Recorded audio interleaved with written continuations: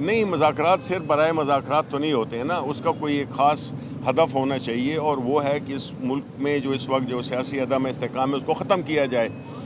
تو پاکستان تحریک انصاف نے ایک ٹائم فریم، ہر چیز ٹائم فریم کے، یہ ایک لامتناہی سلسلہ نہیں ہو سکتا،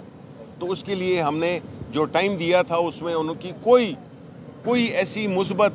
ہمیں چیز نظر نہیں آئی جس سے کہ ہم سمجھیں کہ یہ کام ہونے جا رہا ہے۔ ابھی جب ہم نے اس کا بائیکاٹ کر دیا ہے تو ابھی یہ پھر بھی یہ کل انہوں نے ٹائم دیا ہے، لیکن میں آپ کو یقین سے کہہ سکتا ہوں کہ یہ بدنیتی ہے، یہ بدنیتی پہ مبنی ان کی سوچ ہے، اور جس طرح میں نے کہا کہ ان کی حکومت کا انحصار جو ہے تو وہ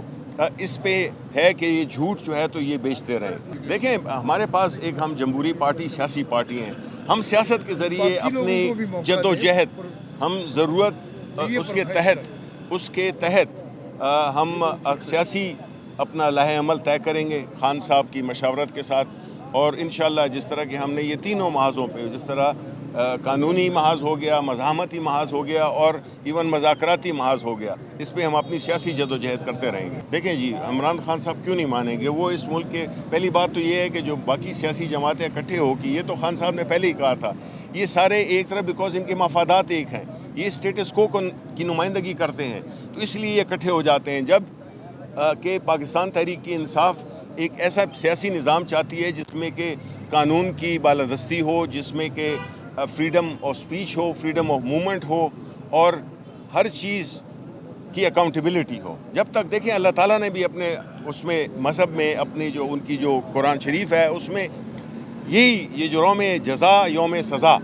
یہ کس لیے؟ اس لیے کہ ہر انسان کی جو بھی اس کی زندگی گزری ہوتی ہے اس کو حساب دینا ہے۔ تو اسی طرح جو حکومت کے لوگ ہوتے ہیں ان پہ تو یہ فرض آ جاتا ہے کہ وہ عوام کے سامنے اپنے آپ کو پیش کریں اور جو انہوں نے کیا ہے وہ اس کی جواب دیں۔ لیکن یہ جو ایک ایسا ٹولہ ہے جو کہ مسلسل ایک لگا ہوا ہے اپنے مفادات کو پروٹیکٹ کرنے میں، تو ظاہر ہے کہ وہ ایسی بات جو ہے نا وہ ملک کے لیے بہتر نہیں ہے۔ یہ خان صاحب کی ہدایت تھی جی، بالکل یہ خان صاحب کی ہدایت تھی۔ اس میں ہمارے جو فیصلے ہوتے ہیں وہ خان صاحب ہی کرتے ہیں، اور وہی، کیونکہ دیکھیں خان صاحب کی یہ نہیں ہے کہ کوئی ہمارے ہاں ڈکٹیٹرشپ ہے۔ خان صاحب اس ملک کے سب سے پاپولر لیڈر ہیں، ان کو جو سیاست اس ملک میں ہوتی رہی ہے اسی کے خلاف تو وہ سیاست میں آئے ہیں، تو ان کو معلوم ہے، ان کے تجربہ ہے کہ یہ نہیں کریں گے، کیونکہ ان کو سوٹ ہی نہیں کرتا کہ سچ پاکستان کے عوام کے سامنے آئے۔ نہیں جی، دیکھیں وہ تو ہمیں پتہ ہے کہ جو سزائیں پہلے بھی سنائی گئیں، اور اگر آئندہ اوپر ہم کورٹس میں جا رہے ہیں، لیکن آپ یہ بھی دیکھیں کہ جس وقت ہمارا یہ بھی بائیکاٹ نہیں بھی ہوا تھا تو ہمارے جو سپوکس پرسن ہیں حامد رضا صاحب، ان پہ چھاپے مارے گئے، ان کو گرفتار کرنے کی کوشش کی گئی، تو مطلب ہے کہ کچھ تو ہے جس میں کہ کوئی نہیں چاہتا کہ یہ کمیشنز بنے، عوام کے سامنے سچ آئے اور ملک آگے بڑھے، ورنہ یہ ملک کو گھسیٹتا رہے گا۔ یہ جو ایشو، یہ ایک جھوٹا ایشو جو انہوں نے بنایا ہوا ہے، اس کے لیے سب سے آسان طریقہ یہ ہے، اگر آپ میں نیک نیتی ہے، آپ اگر ملک کی بھلائی چاہتے ہیں تو آپ دو کمیشن بنا دیں جو کہ ان دو واقعات جو کہ بڑے واقعات ہیں، اس کی جو ہے تو وہ صاف ستھرے طریقے سے اس کی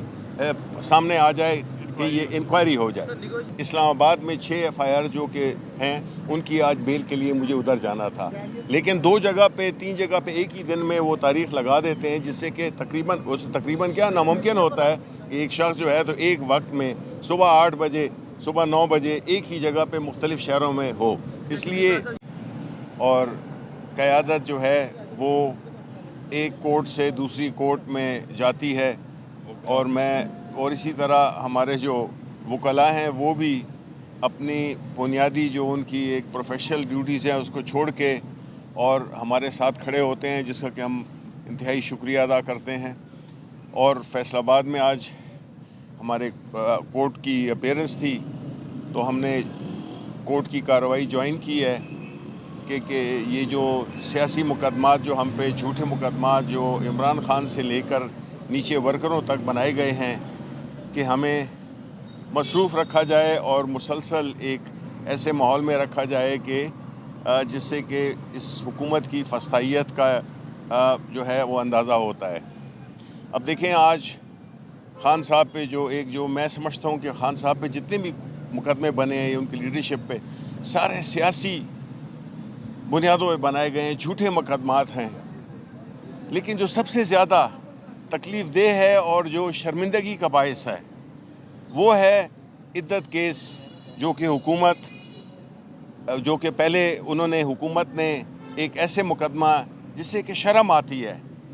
لگتا یہی ہے کہ ان میں شرم ہے ہی نہیں کہ یہ کس حد تک نیچے جا سکتے ہیں. اور جب کورٹ کا فیصلہ آ بھی گیا اس کے باوجود یہ اپیل میں گئے اور ایک ایسے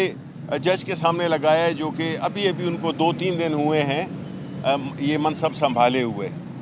اس سے کیا ظاہر ہوتا ہے کہ یہ مقدمات بدنیتی کی بنیاد پر بنائے گئے ہیں اور مقصد یہ ہے کہ خان صاحب کو اور ان کی فیملی کو تضحیک کا نشانہ بنایا جائے. لیکن جتنا بھی وہ خان صاحب پہ ظلم کر رہے ہیں، پاکستان تحریک انصاف پہ ظلم کر رہے ہیں، عمران خان کی جو مقبولیت ہے وہ ایک اسوانی حد تک وہ چلی گئی ہے. جتنے بھی یہ ان کے خلاف مقدمات یا ان کے ساتھ جو بھی زیادتیاں کر رہے ہیں تو اس سے تو خان صاحب کی مقبولیت روز بروز بڑھتی ہے. اور اس وقت تو وہ بالکل انہوں نے باقی جماعتوں کی سیاست کو بالکل زیرو کر دیا ہے. ساتھ ہی ساتھ میں پاکستان تحریک انصاف اور خان صاحب نے یہ کوشش کی کہ چونکہ ملک کے حالات اس قدر بدتر ہو چکے ہیں، ہماری معاشی، ہماری سیاسی استحکام سب جو ہے داؤ پہ لگے ہوئے ہیں. اقوام عالم میں ہمارا ایک بہت ہی جس طرح کی ہیومن رائٹس وائلیشنز ہو رہی ہیں، جس طرح کے میڈیا پہ قدغن لگایا جا رہا ہے، جس طرح سیاسی گفتگو کو بالکل وہ کر دیا گیا ہے، اس پہ ایک وہ بنا دیا گیا ہے، ایک جرم بنا دیا گیا ہے. اس لیے خان صاحب نے اپنی قانونی جدوجہد، مزاحمتی جدوجہد اور پھر جو مذاکرات ہیں وہ خان صاحب نے اس لیے کیے اور صرف اس لیے منیمم ڈیمانڈ رکھے. اس میں ہمارے ساتھ جو زیادتیاں ہوئی ہیں اس میں تو کتابیں لکھی جا سکتی ہیں، لیکن ملک میں سیاسی استحکام کو لانے کے لیے انہوں نے مذاکراتی عمل کو خوش آمدید کہا. لیکن دوسری طرف جو حکومت ہے ان کو معلوم ہے کہ جس ایشو پہ وہ سیاست کر رہے ہیں وہ 9 مئی کی ہے، تو 26 نومبر کی اور 9 مئی کا جو کمیشن بنانے کے لیے پاکستان تحریک انصاف کی جو نیگوشیٹنگ ٹیم ہے انہوں نے دیا تھا، اس پہ حکومت کی بدنیتی صاف نظر آ رہی تھی. اس لیے ہم نے مذاکرات سے بائیکاٹ کرنے کا اعلان کیا. اور اس کی بنیادی وجہ یہی ہے کہ یہ کانفلکٹ آف انٹرسٹ ہے، یہ مفادات کا ٹکراؤ ہے. اگر تو یہ کمیشن بن گئے تو عوام کے سامنے بالکل ہر چیز صاف ستھری سامنے آ جائے گی اور ان کو پتہ چل جائے گا کہ یہ کس نے کیا. جس دن یہ ثابت ہوا تو ان کی حکومت تو 1 گھنٹے نہیں رہنی ہے. اس وجہ سے ان کی پوری کوشش ہے کہ ایک کمیشن جو کہ حقیقت کو معلوم کرے اس کو یہ نہیں بننے دے رہے. اور اس کا صاف وجہ یہی ہے، اور یہ اب بھی مجھے یقین ہے کہ یہ کمیشنز نہیں بنائیں گے. یہ لیت و لال سے کام لے رہے ہیں اور جو حقیقت ہے وہ عوام کے سامنے نہیں رکھنا چاہتے، کیونکہ انہوں نے مینڈیٹ چرایا ہوا ہے. یہ ان کے پاس چوری کا مینڈیٹ ہے، اس لیے نہ تو ان میں اخلاقی جرت ہے اور نہ یہ افورڈ کر سکتے ہیں کہ یہ ایک غیر جانبدار 2 کمیشن بنائے جائیں جو کہ ان دونوں واقعات کی تحقیق کرے. اور یہ جس چیز نے پورے ملک کو ایک عدم استحکام کا شکار کیا ہوا ہے، جس پہ کہ یہ جعلی حکومت اپنی حکومت کر رہی ہے، تو اس سے یہ لوگ جب تک ہمارے سامنے سچ نہیں آئے گا، جب تک ہمارے ملک میں سیاسی استحکام نہیں آئے گا، معاشی استحکام بھی نہیں آ سکتا اور نہ یہ ملک ترقی کر سکتا ہے. اس لیے چاہے وہ پارلیمنٹ ہو، چاہے وہ عدالتیں ہوں، ہم سمجھتے ہیں کہ اس وقت عدلیہ پہ بھی بہت بڑی ذمہ داری ہے. جو تاریخ رقم کی جا رہی ہے، میرا نہیں خیال کہ یہ ادارہ اپنی اس ساکھ کو بحال کرنے میں کتنا عرصہ لگے گا اس کو. تو میں سمجھتا ہوں کہ جو کچھ بھی ہو رہا ہے